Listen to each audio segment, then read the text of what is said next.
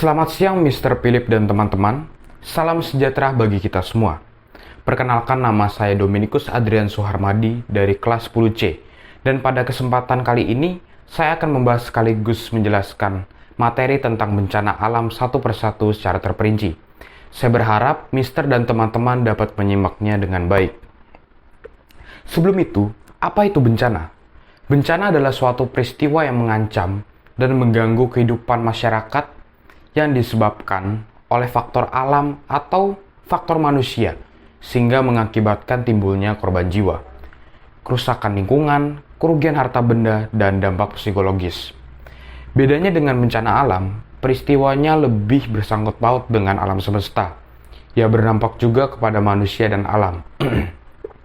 Bencana alam memiliki bermacam-macam peristiwa yang sering terjadi di dunia, terkhusus pada negara Indonesia ini, seperti banjir, tanah longsor, angin puting beliung, gempa bumi, dan yang lainnya. Karena Indonesia terkenal dengan bencana banjirnya, saya akan membahas lebih dalam dari bencana banjir. Seperti yang kita tahu, semua peristiwa bencana pasti memiliki penyebab dan dampaknya masing-masing. Dan itu saling terkait dengan makhluk hidup. Karena merekalah yang menyebabkan juga yang akan terkena dampaknya dari peristiwa bencana tersebut. Sering sekali kita membuang sampah sembarangan dalam jumlah yang sedikit ataupun yang banyak. Dan tanpa kita sadari, sampah-sampah tersebut sudah mencemarkan banyak ekosistem. Sampah-sampah tersebut juga sering menghambat aliran sungai, sehingga aliran tidak lancar, dan ketika hujan yang lebat, air pun meluap hingga ke daratan. Dan itulah penyebab terjadinya banjir karena ulah dari manusia. Tetapi tidak semua bencana alam disebabkan oleh manusia. Seperti terjadinya banjir yang dikarenakan oleh curah hujan yang tinggi, sehingga bertambahnya debit air dan terjadilah banjir. Dan juga yang disebabkan juga karena permukaan penampungan yang dangkal. Tak hanya itu saja, banjir juga dapat terjadi yang bukan disebabkan dengan hujan, melainkan karena bendungan yang hancur atau rusak. Dengan itu, air yang tersimpan pada bendungan meluap dan mengalir hingga ke daratan. Biasanya peristiwa ini sering disebut banjir bandang, karena debit airnya yang tinggi, juga karena alirannya yang deras, yang menyebabkan makhluk hidup terseret arus dan tenggelam. Selain itu, banjir bandang juga dapat merusak perumahan warga dengan menghantam tembok rumah atau dengan menghantam tumpuan rumah, sehingga rumah dapat bergeser ke segala tempat. Banjir juga memiliki dampak bagi makhluk hidup serta lingkungannya. Ada dampak positif hingga dampak negatif. Pada dampak banjir ini, saya akan membahasnya satu persatu. Banyak dampak positif dari banjir, seperti banjir membuat manusia untuk peduli kepada sesama. Banjir juga dapat memberikan pekerjaan bagi orang-orang yang membutuhkan, seperti menjadi ojek perahu untuk menyeberang dari daerah satu ke daerah dua, dan masih banyak lagi. Dan dampak negatifnya adalah dapat menghancurkan rumah serta harta benda. Rendaman banjir juga dapat menimbulkan berbagai penyakit yang berbahaya, dan juga cadangan air bersih akan berkurang ataupun tercemar. Dari dampak-dampak di atas, bagaimana solusi agar tidak terjadinya banjir secara terus-menerus?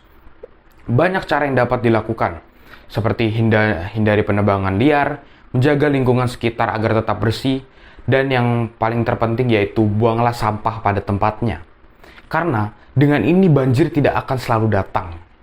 Marilah saling mengingati antar sesama untuk menjaga kebersihan serta membuang sampah pada tempatnya.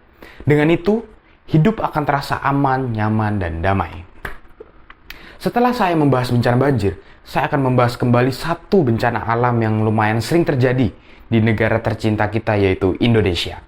Dan bencana alam tersebut yaitu angin puting beliung. Apa itu angin puting beliung?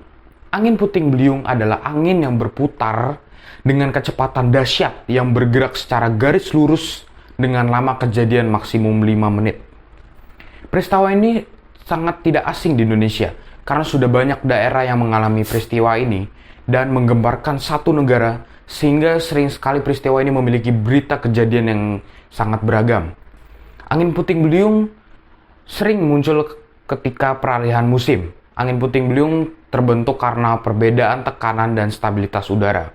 Pertemuan antara udara panas dan dingin yang memiliki tekanan yang berbeda memicu pergolakan arus naik dan turun dengan kecepatan tinggi. Ketika arus ini terbentuk dan terbentuk awan hitam cumulonimbus, maka akan terjadi angin puting beliung. Pada saat ini, belum ada hujan yang turun karena titik-titik air masih bergerak naik ke atas dan menimbulkan pusaran angin. Saat awan tidak lagi mampu menahan titik-titik air, maka akan terjadinya presipitasi atau turunnya airnya hujan. Turunnya air akan menimbulkan gesekan dengan udara di sekitarnya dan membuat udara menjadi sangat dingin. Semakin besar gesekan tersebut, maka udara akan semakin kencang berputar, membentuk siklon yang kita kenal dengan angin puting beliung. Angin ini bersifat merusak segala sesuatu yang ada di permukaan bumi, namun hanya berlangsung dalam waktu yang singkat, hingga tekanan udara menjadi relatif sama. Gejala akan munculnya angin puting beliung seperti udara yang terasa panas dan gerah. Terlihat pertumbuhan awan cumulonimbus yang berbentuk seperti awan putih yang bergelombang. Berubahnya awan dari yang berwarna putih menjadi hitam gelap. Dan angin terasa dingin dan bertiup kencang. Dengan mengetahui gejala tersebut, kita bisa mempersiapkan diri untuk berlindung, karena dapat menunjukkan adanya kemungkinan terjadi hujan besar disertai angin puting beliung. Penyebab terjadinya angin puting beliung yang sering terjadi di musim pancaroba ini kerap terjadi di siang hari, di udara yang pengap serta awan hitam mengumpul. Kemudian kala awan terkena radiasi matahari, awan tersebut berubah vertikal. Di dalam awan tersebut terjadi pergolakan arus udara naik dan turun dengan kecepatan yang cukup tinggi. Arus udara yang turun dengan kecepatan tinggi mengembus permukaan bumi secara tiba-tiba dan berjalan secara acak. Angin puting beliung juga dapat memberikan dampak yang signifikan terhadap kerusakan bangunan dan tidak menutup kemungkinan korban jiwa yang terkena peristiwa tersebut.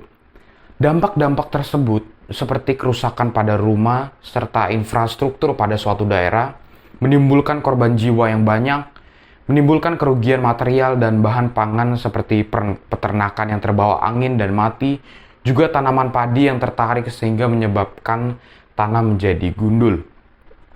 Menciptakan banyak puing-puing dari kerusakan serta sampah yang berserakan dan dapat menghabiskan area tempat sekitar 5 km.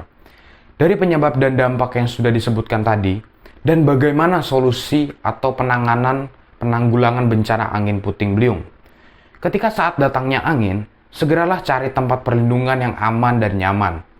Jika berada dalam bangunan ataupun ruangan, segeralah menuju ke ruangan yang dianggap paling aman, seperti basement, ruang anti badai, atau di tingkat lantai yang paling bawah. Jika berada di dalam kendaraan, segeralah hentikan dan tinggalkan kendaraan, serta carilah tempat perlindungan yang terdekat.